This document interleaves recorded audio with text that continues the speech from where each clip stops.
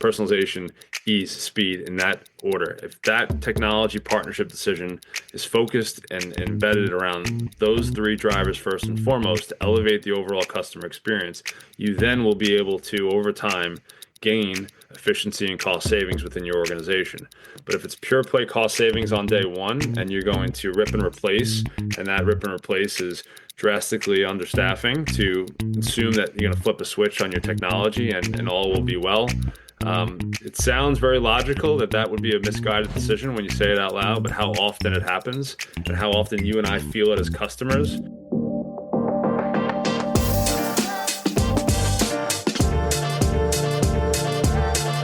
Today on Customer Land, Mario Matulich, who is CEO of Customer Management Practice and CCW. And if you operate at all on any level in the CX space, you have to be familiar with at least one of those entities, probably deeply familiar with both of them. But Mario sits at the very top of, I guess, two pyramids there, with a pretty unique perspective on things in this space. So Mario, thanks for joining me. I really appreciate it. Been looking forward to this for a while. Yeah, great to be here. Thanks for having me, Mike. I'm excited for the conversation.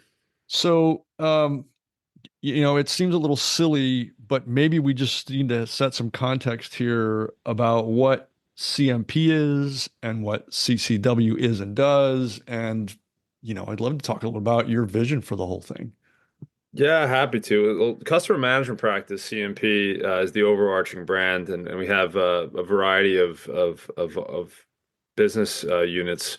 The most prominent and the one that we're probably known for the best, been around the longest, is our events arm. And so previously known as Call Center Week, as it's evolved and the market has evolved, transformed to Customer Contact Week, and all of its various iterations. Our Las Vegas flagship that takes place in June, but also our very large and successful Nashville iteration in October.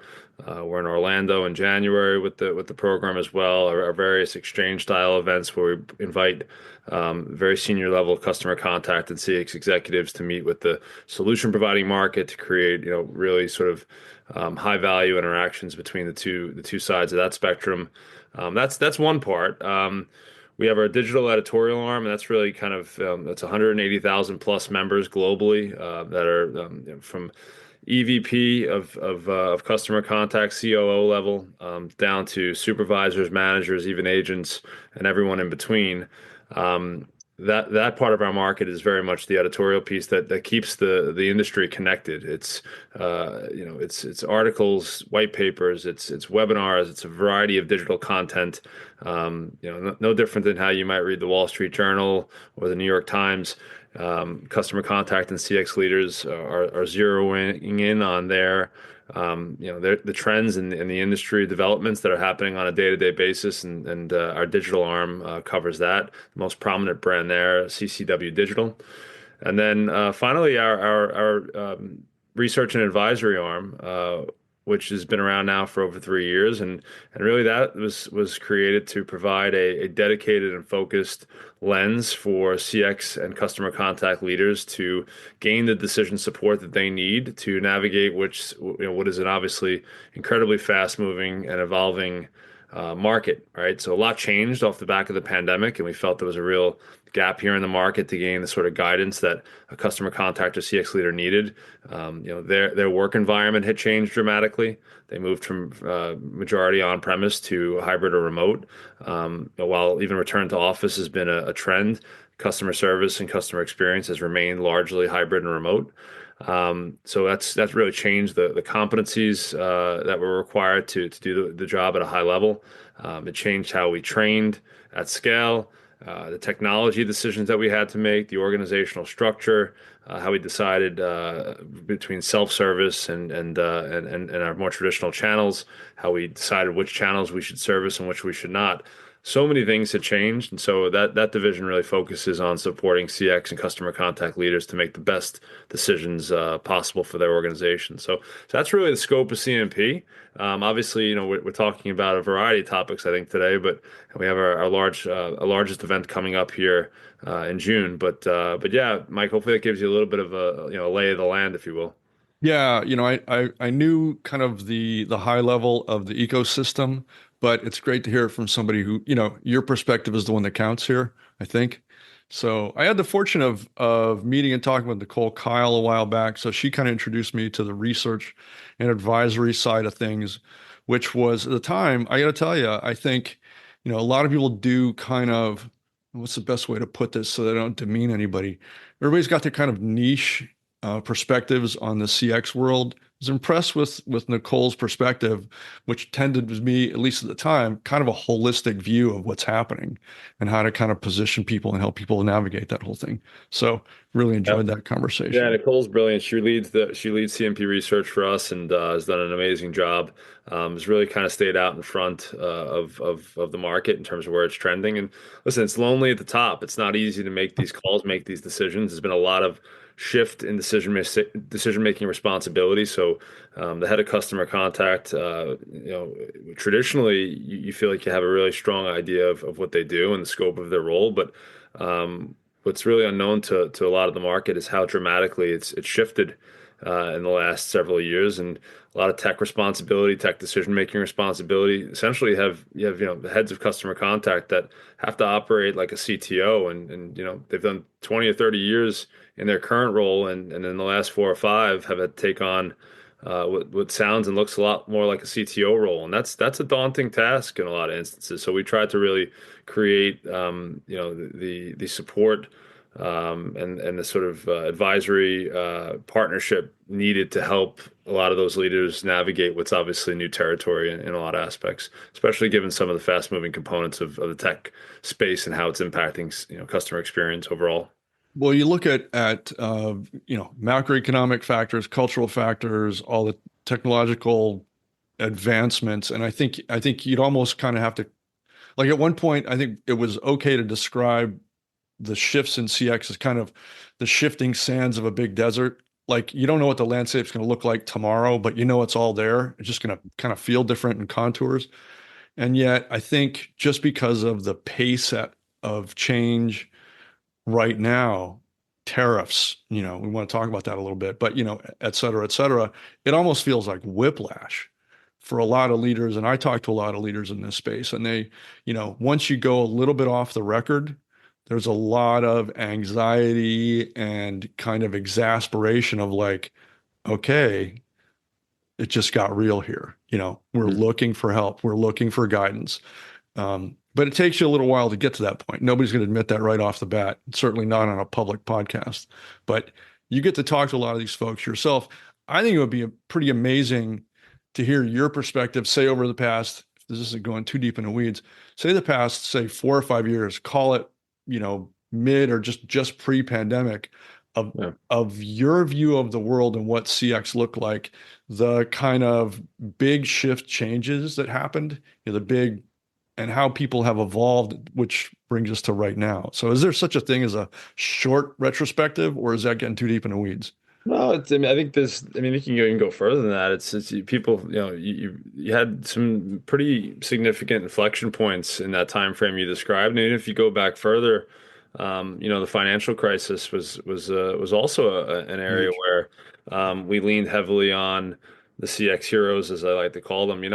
They don't react probably the same way everybody does when you interview them, because they're steady-handed, and it's something that comes with the territory. A lot of the people that are leading the most effective and most resilient CX operations, they're people that came up through the ranks. They started as agents. They've been there. They've had the high frustrations, the high anxiety, the difficult conversations. They've been trained in different eras where they've had to work across multiple channels. They've had to work across evolving technology. They had to work where skill sets have been, new requirements have emerged.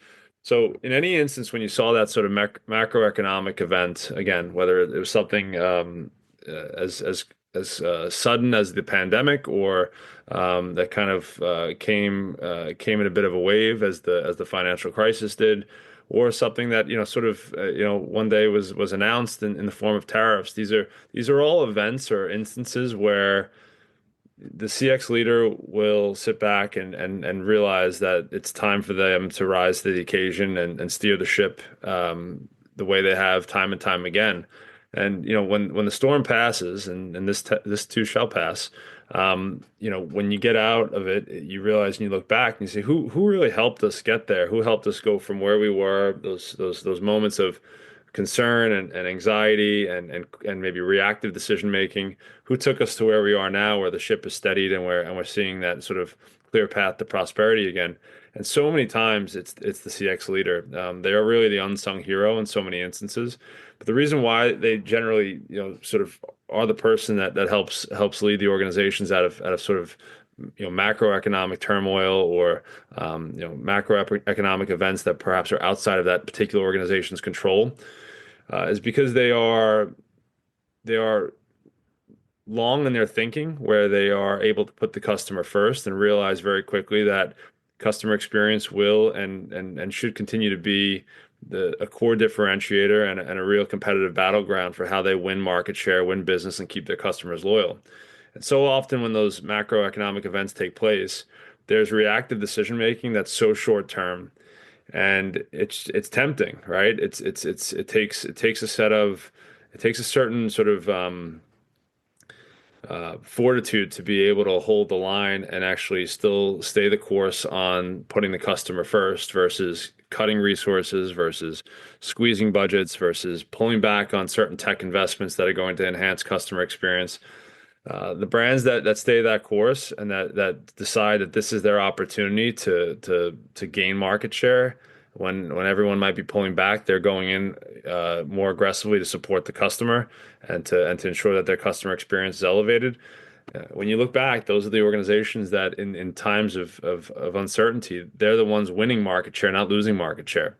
You know, you can always put your head in the sand, you can always put on your tin hat and hope the storm passes, but those are the organizations, and those are the ones that have appointed the right leaders and, quite frankly, empowered those leaders to make these types of decisions versus perhaps the penny wise, pound foolish decisions that in the end might feel right, but end up costing them a lot in the long term because those customers they have short memories. They know who was there for them and who supported them. Yeah, I could talk more about tariffs, but that's a more general sort of set of comments around to your point, the last sort of few kind of concerning times that have approached us in the last 4 or 5. Well, you pointed out let's just say the winners and the losers, people who are going to pull it off and people who are going to excel and win through this. And I don't think it's fair to call out the losers. They know who they are. They know who their struggles are. But I wonder if can you think of anybody you would, maybe not personalities or individuals, but brands that are actually doing this well, who've decided to, to stick it out, to weather the storm. Is there anybody you can think of who's doing this particularly well? Yeah, there's a lot of brands, and depending on the sort of scenario, what point in time we're talking about. There's companies within the travel and hospitality industry that saw the pandemic as a real opportunity to enhance the customer experience, do a lot with ensuring that travel remained and that people at a time when lockdowns were going on and there's so much unknown with the pandemic on how it was going to impact that entire industry, leaned in and created better experiences and better customer touch points. Invested in their technology infrastructure and made things more seamless and easier. You think of brands like Hilton and Marriott and what they've done with their self-service tools and making it so much easier to work with those brands and book their travel. You think about, again, while we're on travel and hospitality, think of brands like Delta that went really leaned in on their customer service uh, channel optimization and how they worked there. You think about a lot of the health systems off the back of that time frame too, and not all health systems have taken this approach, but there's been a lot of work to be done to create a more seamless experience. And you think about it now, and when you think about the health systems that you work with and how you interact with those health systems, the experience you have now versus maybe as recent as 5 or 6 years ago.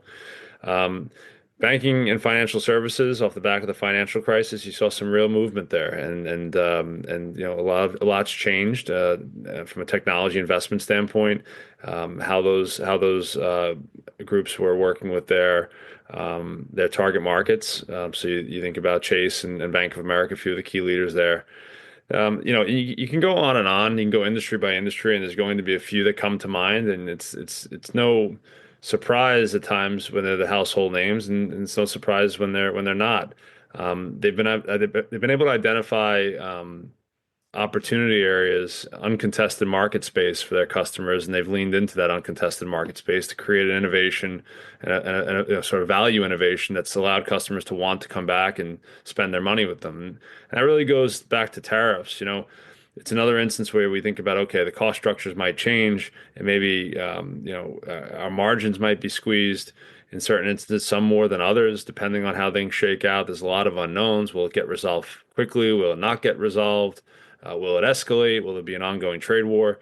Well, it's left a lot of uncertainty and anxieties increased across a lot of these brands. But when it comes back down to it, the one bit of research that we have and we continue to lean on is, a customer will continue to spend more if the experience is premium and if the experience is at the level that they are expecting it. And quite frankly, if it goes beyond what they're expecting, and they may spend with fewer brands, but they will spend more with certain brands. And in those and that's where you have to begin to evaluate. And that's why those CX leaders that really kind of help steer the ship out of the uncertain times, those are the ones that usually are at the front of the room going, we have an opportunity here. Um, we can look at all of our customers, and they might be spending X number of dollars a month across a variety of different brands, some competitors, some non-competitors. They're going to probably pull back in these instances. I'm not going to sit there and say they're going to spend more and be irresponsible. They may say, okay, I have to spend 10% less, 20% less, maybe even 50% less. But what they are going to do, and what we know for a fact, is they're going to spend more with the brands that they are more confident in and have seen as more reliable as a result of the customer experience that they've been given. And in the end, that's the guiding light for the CX leader. And it's very interesting to see how many brands follow that thought process and what they gain as a result. And unfortunately, how many brands simply don't, and what the outcomes look like there. You're seeing a lot of that. That was one of the big findings. We participated in research, and of course, there was tons and tons of other research that came out of the pandemic. But I think the same thing you're talking about. We called it a refocusing of brand affinity. Yeah, spending pulled back, but there was this shift from kind of I'm going to spend my money across a handful of brands because of whatever comfort, because of experimentation, because of availability. But when the chips are down, you focus on brands that you're comfortable with that are doing a good job for you. And we saw it time and time again, and loads of data to support that. Yeah, it's pretty logical, right? When you say it out loud, it's not exactly rocket science. It's fairly straightforward, but time and time again, it's there's, I think on the financial side, it's seen as quick wins, quick savings, but there's long-term costs associated with those quick savings. And so unfortunately, a lot of brands learn the hard way. And the ones that take advantage of those opportunities, I think they have a lot to show for it in the end. So I think, someone in your position, you, first of all, you have an advisory function within your company. So you're probably in a position, and I'm sure your team is, to provide high level guidance and maybe even, kind of operational level guidance on how to navigate times like this. You mentioned they are challenging. There's a lot of unknowns, more than usual, if there is a usual right now. But if you're advising companies to double down on activities that produce loyalty, what's the framework for making those decisions? What do you keep? What do you cut? What do you double down on? I mean, do you have a kind of I'm just calling it a framework that you advise on?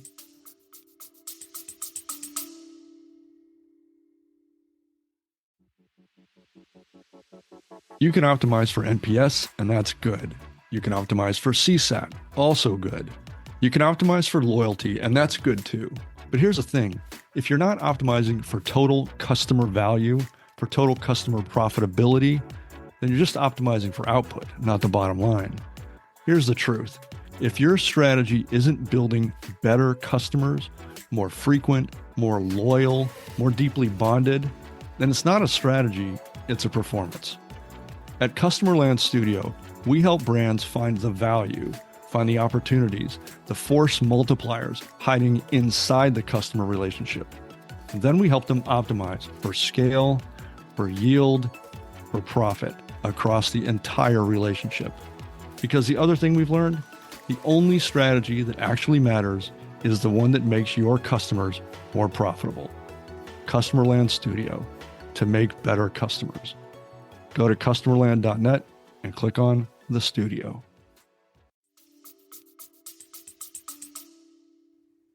Yeah, and you met Nicole Kyle. She has a lot to talk about on this topic around from organizational structure to competency mix of frontline workforce like call center agents and supervisors, managers across then self-service channels and so forth. But the there's a number of drivers that play a role in what a CX leader needs to be thinking about and should consider at all times. And now, all the things I'll mention will have an impact from personalization, ease, speed, issue resolution, empathy, clarity, security.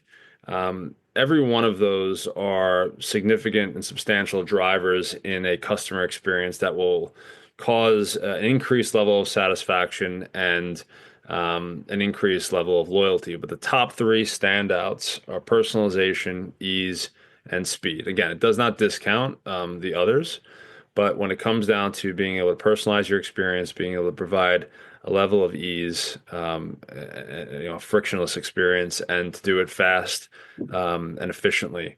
The brands that have focused in on those three drivers have been largely classed or categorized as best in class when it comes to their customer experience, and as a result, have been able to reap the rewards.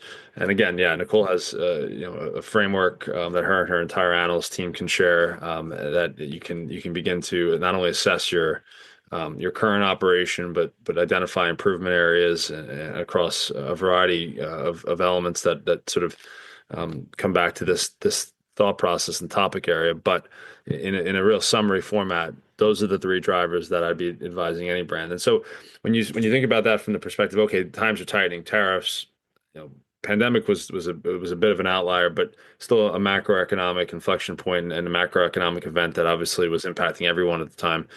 You look at it and go, okay, well, what do I do? Well, if you want to lean in and say, okay, what do we need to do to maintain a premium high level customer experience?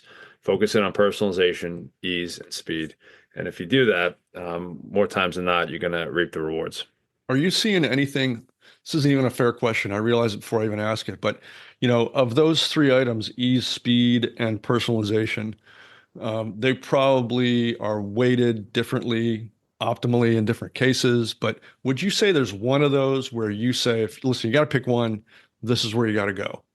Where would you lean in? Yeah, I mean, across, and this is a data point from this one particular survey, 4,329 customers, personalization is 3.1 times more likely to drive satisfaction and loyalty rates higher. Ease 2.7 times likely, 2.6 times likely for speed. Those are your top three. So as defined by CMP research. And so, personalization, a lot of people will think, okay, speed and ease. A lot will talk about empathy. Issue resolutions, another role, another driver. Security, clarity, understanding what I'm getting and when I'm getting it and how I'm getting it and so forth. You can talk about every one of these drivers, and they all have positive impact, just to be really, really clear. But the clear winner, the number one, that's 3.1 times likely to drive those rates higher, is personalization. And oftentimes, if you line them up and you said, okay, you tell me what would be number one, personalization is not always the one that's chosen. It sort of goes against conventional wisdom in a lot of ways. But the data from the customer facing side is right in that order: personalization, ease, and speed in that rate. And if you do it and do it well, your customers come back time and time again. They'll spend more, they'll be more loyal, and they'll be more satisfied. And by the way, they're also going to tell their friends about the tremendous experience that they had. Right. which isn't so bad. So here's a question designed right for Mario Matulich. This is Uh, probably the highlight of the whole podcast right here. The biggest misconception you see in boardrooms as it relates to CX during tough times. Like what are you hearing in the conversations you're a part of? Yeah, number one challenge that we run into, and it's difficult because it's a complex one, and when you hear it, it's something that I think would make a lot of sense if you sat in a CFO or CEO role and said, okay, I completely understand where maybe this decision was made, but it's fool's gold in a lot of ways because of the nature of how organizations roll out, and that's to replace your frontline workforce, frontline agents and supervisors and such with technology and self-service tools. And it's not because they aren't effective; they're incredibly effective. But what happens is on the same day you turn on your tools to drive more self-service is the same day as you reduce your frontline resourcing by 20 or 30%. And there's oftentimes a lot of decisions that are made, like I said earlier in the conversation. It's challenging. There are false starts with technology selection, partnership You bet. decisions. There's a lot of dead ends. Unfortunately, there's a lot of roadmap, promises that are made. There are decisions that are made without a complete line of sight, and that's why CMP Research launched the CMP Research Prism, which gives you ability to cut through this really noisy market and actually assess each technology provider in core categories on, 10 different investment criteria to really customize what decisions are going to be right for you and your needs. But the point being here is that when you make those decisions and things aren't done perfectly when it comes to self-service, it's a more unforgiving customer in the self-service channels. And so therefore, when technology is used as a cost savings to replace human beings, you unfortunately end up with a perfect storm because if your technology has flaws, which very oftentimes it does because of all the reasons I've cited, and this is the Sure. reason that this part of the group exists, what happens is after one opportunity to deliver, that entire customer base then floods back to their traditional channel of choice, which is still voice. And when they get back to their voice channel, they find that that's not the voice channel. It's like Back to the Future when Marty goes back to the alternative 1985, right?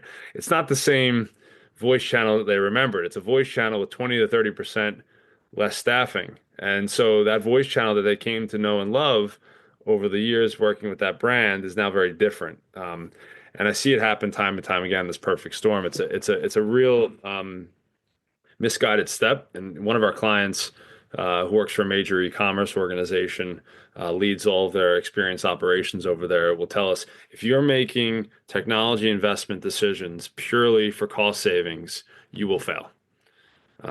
You have to first make those decisions to elevate your customer experience, personalization, speed, ease. Personalization, ease, speed, in that order. If that technology partnership decision is focused and embedded around those three drivers first and foremost to elevate the overall customer experience, you then will be able to, over time, gain efficiency and cost savings within your organization. But if it's pure play cost savings on day one and you're going to rip and replace, and that rip and replace is drastically understaffing to assume that you're going to flip a switch on your technology and all will be well. It sounds very logical that that would be a misguided decision when you say it out loud, but how often it happens and how often you and I feel it as customers, I can't tell you. When you're on hold for the better part of 45 minutes and the callback technology doesn't work, and you're sitting there and then your call drops and you have to start all over again after 45 minutes of wait time to find out that you've passed three different departments and still don't have resolution, you're probably never coming back. And more times than not, that's because of exactly the scenario I just outlined. Just cost cutting first. I want to talk a little bit while I still have you about CCW Las Vegas. It is I mean this in a good way, 900-pound gorilla of industry events. It's a must attend. I know you probably feel the same way, but for this year's agenda, if you're going to pick one event, of course we're going to say it's CCW, but you know, uh, maybe give attendees a little heads up as to what they can expect there that might be different from past years. Yeah, it's well, we try to build the team. It's a really incredible team. I'm blessed to have the group that works with us, work with us on a day-to-day basis. Literally, you know, the wheels touch down when they return. We return back to our respective hometowns and so forth. And when we get back from Las Vegas, and we immediately get right back in the lab and start thinking about how to improve. So the team's done a really incredible job again this year. We have record-breaking attendance, and record-breaking exhibit growth and so forth. So we're really pleased with the overall results, but I'm more pleased with how it's going to support this incredible community. As we've kind of talked about in this call, it's a very, very noisy market right now. There's an incredible amount of tech evolution and growth, but it's also really difficult to identify the partners of choice, how to elevate your tech stack, where to start, and how to go about tackling that. So, what we've put together in the form of that expo hall, over 250 providers across all the various provider categories that support CX and contact center space are represented. If you have any level of credibility in the market, you're there, which is a really efficient sourcing opportunity for the buyers that are in the room, those that are leading these CX and customer contact operations across both large enterprise, Fortune 500 organizations, down to some of the up and coming Inc. 5000 into some mom and pop organizations. We really have a really strong cross section of practitioners in the room that are going to have an opportunity to really source uh, the solutions that will work with their needs in a really efficient way. So that's number one. Number two, we're more distributed than we've ever been. So to have that kind of group together, and we see so many groups coming, decision-making units, where the tech, those that are overseeing people and HR decisions, training, with the sort of leads of these CX groups and CX operations groups, they're all together. It's not always easy to get them together these days because of the way that they've become more distributed since the pandemic. So the opportunity to benchmark, to strategically plan, to compare and contrast, your progress against your peers from other organizations, that sort of benchmarking, learning opportunity is as strong as it's ever been. Um, and then after that, like we talk about, this is not easy stuff. We know that the organizations that attend CCW are the organizations that are putting their customers first. It's a full-time job. It's a difficult job. So we try to make it fun for them as well. So from an experience factor, you're going to hear from Guy Fieri. You're going to hear from Mike Ruzioni, Fred Edmond. We have our CCW after party hosted by TransPerfect. We have one of my favorite nights of the year, the awards gala, the CCW Excellence Awards Gala, where we recognize some of the best in class there across our great industry. CC Women, where we've really elevated the women leaders across the customer contact industry and given them an incredible platform to come together and to learn, to benchmark. To build connections and community there. That's really it's really been an incredible growth, incredible story that I've got to watch from day one when Sandy Coe came and said, I have an idea that I think can really support this industry. So all of those factors combined make it for a really incredible experience. One that, quite frankly, by the end of it, we're all pretty exhausted, but we kind of I'm pinch sure. ourselves and say, "Gosh, what an amazing experience to watch, unfold." So I hope that's the feeling again this year, but that's what we're all excited for. Well, that's pretty universal. I think you talk to people who have attended that they all come away feeling the same kind of thing. That's One good. last question. You've got a front row seat to the future of customer management. What's the one thing you're watching right now that you think more people should be paying attention to?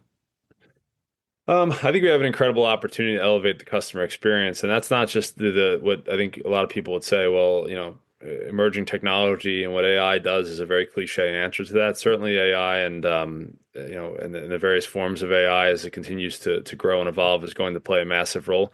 But we have some really smart, really good people that have developed into the leaders of massive organizations that start in a call center, that start, talking to customers on the phone, talking to customers over chat now.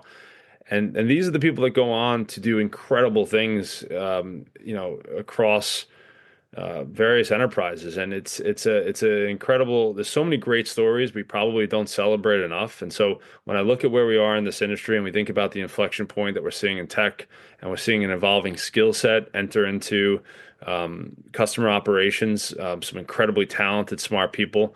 You see people that maybe years ago you wouldn't look at and say, oh, that person could maybe go on and do some incredible things. The amount of talent right now that we're seeing enter this space, I believe they're the future leaders of many corporations. I think you can hear more stories 10, 20 years from now from people that say, hey, I started in the call center and I now lead all of insert Fortune 500 company here, because of the nature of this crossroads of highly competent, highly intelligent people that have had to learn and move tech in a direction that can service the customer. I believe that's the future of what leadership looks like across our many organizations globally. So I think the people that are in this space are right at the foundation, right at step one for what could be, and they'll drive us forward. So that's probably what I'm most excited about, that sort of cross section.